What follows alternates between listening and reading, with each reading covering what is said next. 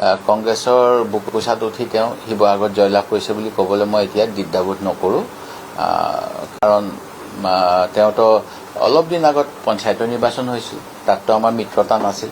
তেখেতৰ দলেতো প্ৰাৰ্থী দিছিল, সেইখিনি কিমান জয়লাভ কৰিলে। তেওঁ যে কৈ আছে অকল তেওঁৱে কষ্ট কৰাৰ কাৰণে তেওঁৰ বেছ আছে, তেওঁতো সেইটো দেখা নাই।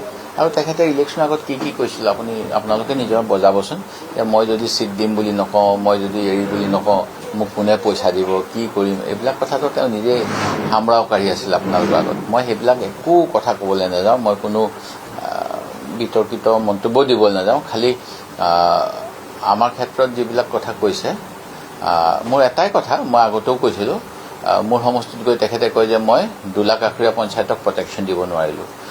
অৰ্থাৎ 2 লাখ আখৰীয়া পঞ্চায়তখন স্বাভাৱিকভাৱে ডিলিমিটেশ্যন কমিশ্যনৰ গাইডলাইন মতে শিৱসাগৰলৈ গুচি যাব নালাগিছিল।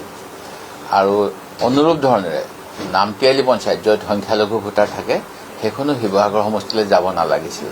সেইখিনি যোৱা ডিলিমিটেশ্যনৰ সময়ত কিয় গ'ল, সেই প্ৰশ্নটো মোৰ বাবে এতিয়াও সাঁথৰ। গতিকে সাঁথৰবিলাক লাহে লাহে ভাঙিব নিশ্চয়।